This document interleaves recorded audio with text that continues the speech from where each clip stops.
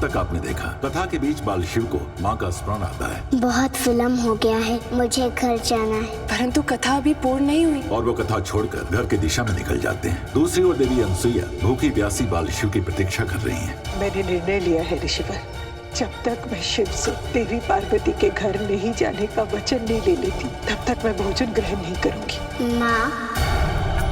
भोलेनाथ अपनी माँ को मनाते हैं। अनसुईया बाल शिव से देवी पार्वती के घर न जाने का वचन लेने का प्रयास करती है, पर ऋषि अत्रि उन्हें रोकते हैं। देवी, आपको क्या लगता है जिस दिन सचमुच देवादिदेव महादेव जाना चाहेंगे, आप उन्हें रोक लेंगी?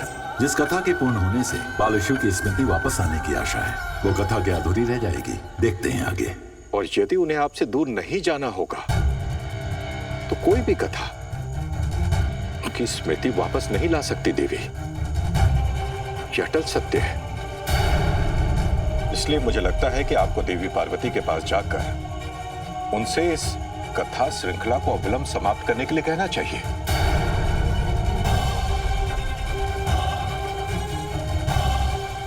परंतु ये समय निर्धारित कैसे होगा? मैं बताता हूं आपको। हमें देव और नारायण को लेने के लिए ऋषि अगस्त के आश्रम जाना है देवी।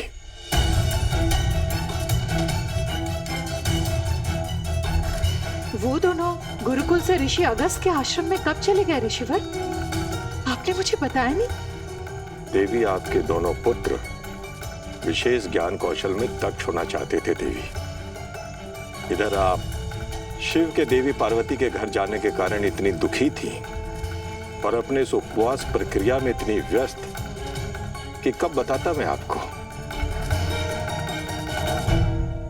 आप चिंता ना कीजिए, मेरी आज्ञा लेकर गए हैं दोनों। बस इतना ध्यान रखिए कि उनके वहां से लौटने तक ये कथा समाप्त हो जानी चाहिए। आप अपने पुत्रों की शिक्षा दीक्षा पर ध्यान केंद्रित कीजिए, और एक बार शिव के मन में कथा सुनने की यह स्वाभाविक ललक समाप्त हो जाए तो सबको सामान्य होने में देर नहीं लगेगी देवी। आप सत्य कह रहे ऋषिवर, यही उचित होगा। मैं स्वयं देवी पार्वती के घर जाऊंगी और अविलंब कथा समाप्त करने का अनुरोध करूंगी।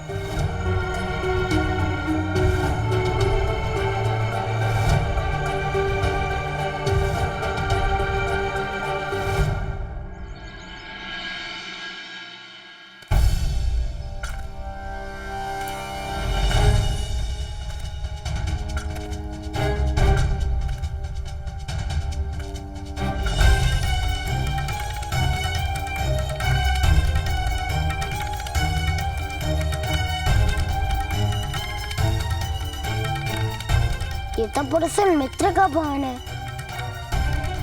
हम यहाँ क्यों आए हैं? माँ, आप हमें यहाँ क्यों लेकर आई हैं? आज तुझे यहाँ लाने का एक विशेष उद्देश्य है शिव। आ मेरे साथ अंदर।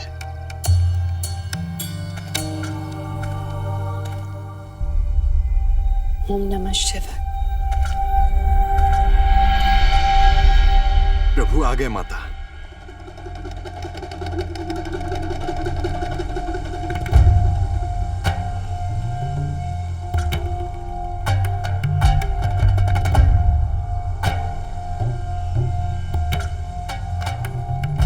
आप आ गए। सच, भक्ति और प्रेम से शक्तिशाली इस संसार में और कुछ नहीं है। आप वहां क्यों खड़े हैं? आइए ना, विराजिए। आज मैं अकेले नहीं आया हूँ मित्र।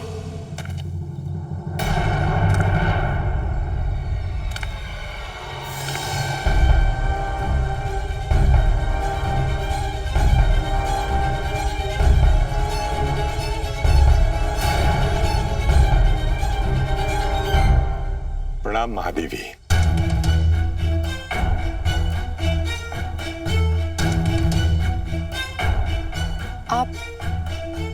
आप सब कहीं जा रहे हैं? नहीं मित्र, केवल माँ और पिताश्री जा रहे हैं, इसलिए हमारी माँ हमको स्वयं आपके घर लेकर आई हैं।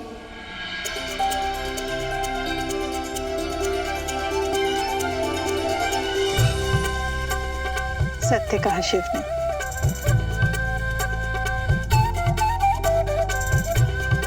मेरा सौभाग्य है कि मेरे लिए आपका मन निर्मल हो गया देवी अनुसुईया। देवी पार्वती, बालक मन के किसी भी जिज्ञासा को ना ही अधूरा छोड़ना चाहिए और ना ही उसे दमित करना चाहिए, क्योंकि जिज्ञासा ही ज्ञान का मार्ग है।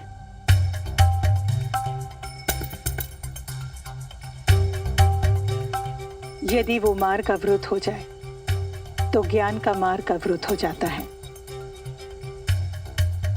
और बालक का मन उसी अधूरे जिज्ञासा पर अटक जाता है और वो अन्य किसी विषय पर ध्यान नहीं दे पाता है।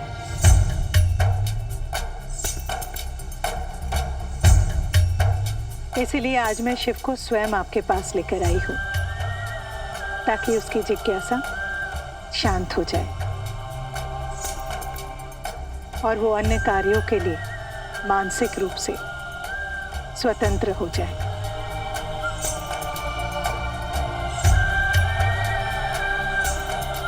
ये तो सचमुच बहुत उत्तम कार्य किया आपने। सर्वोत्तम माँ के समस्त कार्य उत्तम ही होते हैं मित्र। देवी पार्वती, हमारे लौटकर आने तक आप अपनी कथा समाप्त कर दीजिएगा।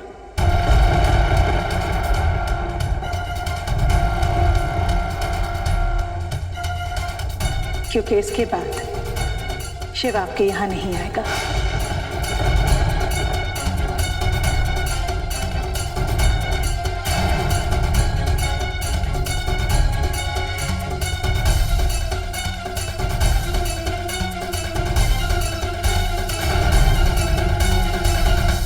मेरे इस निर्णय के पीछे आपसे कोई बैर नहीं है। मैं केवल एक माता का दायित्व निभा रही हूं। हाँ देवी पार्वती, और इस बार तो आपको समय भी पर्याप्त मिलने वाला है, क्योंकि हम दोनों यहाँ से पुत्र देव और नारायण को लेने महर्षि अगस्त के आश्रम जा रहे हैं और वहां से लौटने में बहुत समय व्यतीत हो जाने की संभावना है। इसीलिए हमारे आने तक आपको अपनी कथा अंत तक सुना देनी होगी देवी पार्वती। आशा करती हूँ कि आप समय सीमा का पालन करेंगे।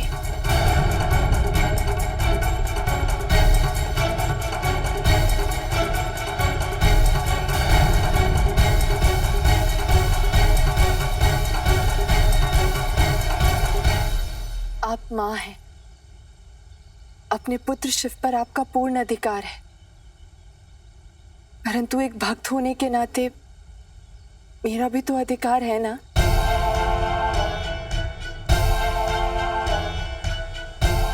इस प्रकार मित्र शिव से मुझे मिलने पर प्रतिबंध लगाना न्यायपूर्ण भी तो नहीं है ना।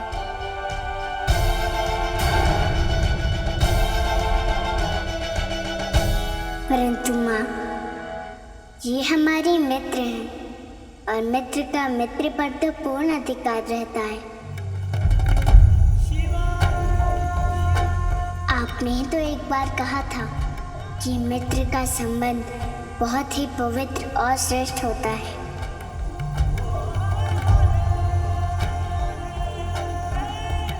निस्वार्थ और निष्कलुष होता है।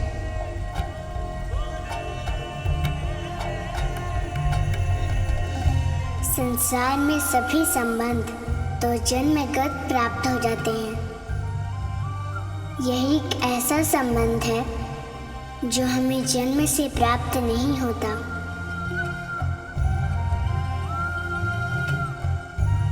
हमें योग्य मित्र ढूंढकर बनाना पड़ता है। और माँ, बनाई हुई कोई भी वस्तु बनाने वाले के लिए तो प्रिय ही होती है ना।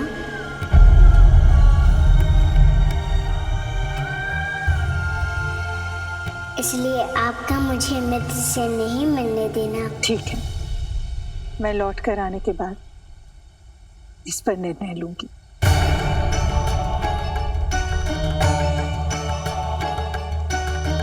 तब तक तुम दोनों को मुझे एक वचन देना होगा। आदेश करिए माँ। हमारे लौट कर आने तक तुम इस भवन से बाहर नहीं जाओगे। हम वचन देते हैं माँ। आपके लौट कर आने तक हम पड़ोसी मित्र के घर पर ही रहेंगे।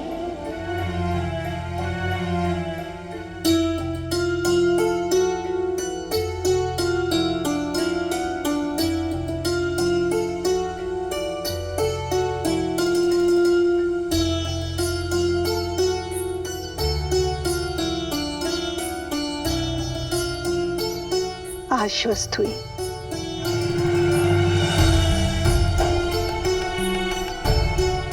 अच्छा महादेवी,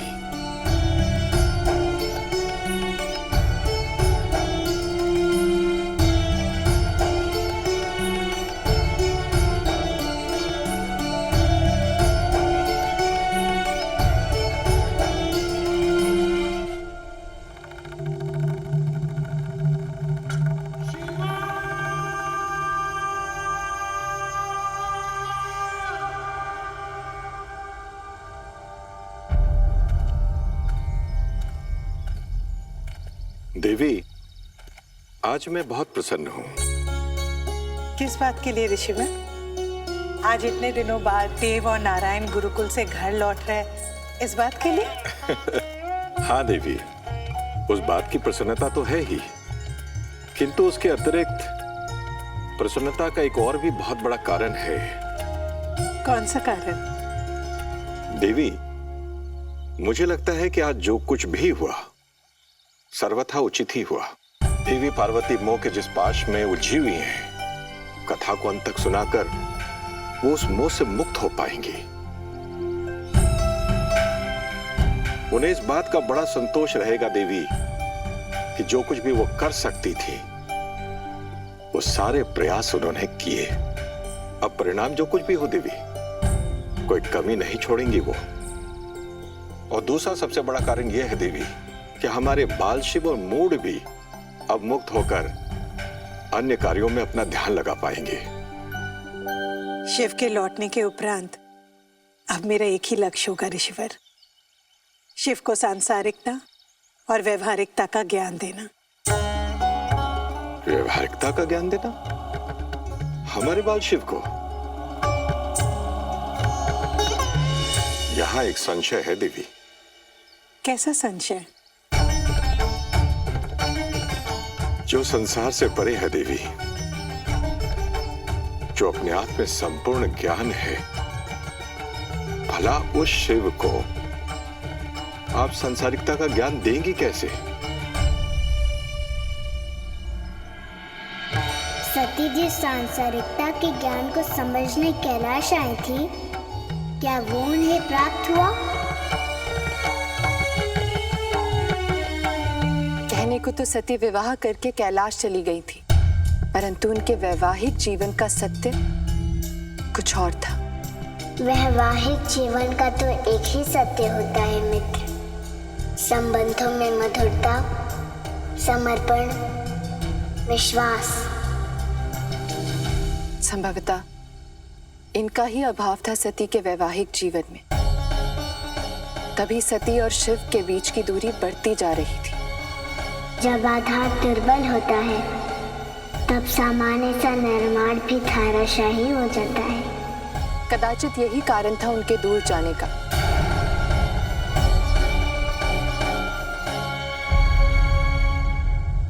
शिव प्रयास कर रहे थे कि सती अपने वास्तविक स्वरूप आदिशक्ति स्वरूप से अवगत हो, ताकि वो अपनी पूर्णता प्राप्त कर सके।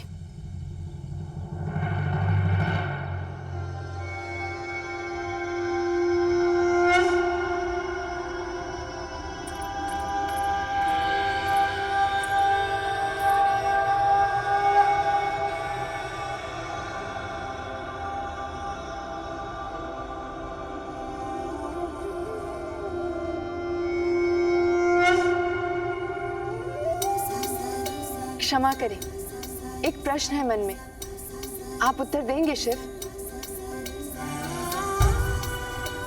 आप किसका ध्यान करते हैं? किसे इतनी तन्मयता से स्मरण करते हैं? तुम्हारे इस प्रश्न का उत्तर समय आने पर दूंगा सती। तुम्हें प्रतीक्षा करनी होगी। आओ, यहां मेरे वामांग में बैठो। वामांग में ही क्यों? क्योंकि पत्नी पति के हृदय की स्वामिनी होती है और वामांग और हृदय शरीर के वाम भाग में होता है। इसलिए पत्नी का स्थान पति के वामांग में होता है। हाँ सती, इसीलिए पत्नी को वामांगी कहा जाता है।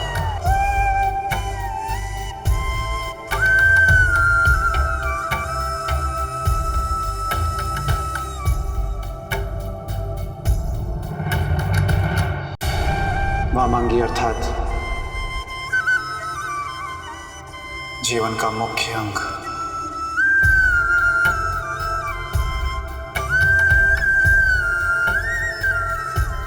मैं आपके हृदय की स्वामिनी हूँ, ये बात इतनी सुख देने वाली है कि मैं कल्पना भी नहीं कर सकती।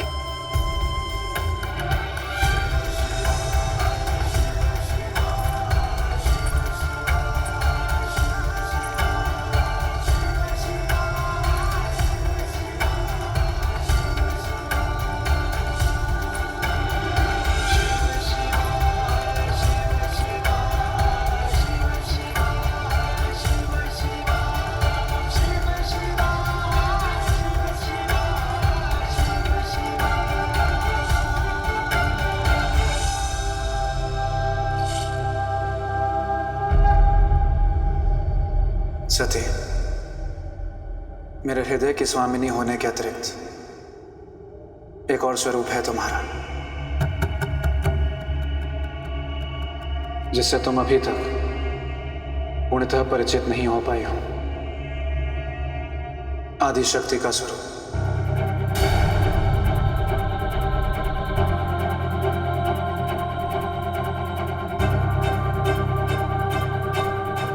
अब समय आ गया है उस स्वरूप को जानने का,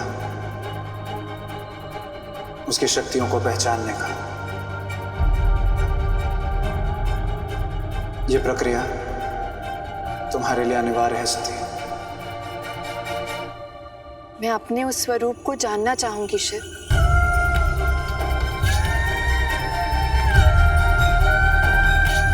उस स्वरूप को जानने के लिए तुम तैयार हो जाओ। मैं तुम्हारी उस सुप्त चेतना को जागृत करूंगा जो तुम्हारे अवचेतन में अवस्थित है। अपने नेत्रों को बंद करो सती।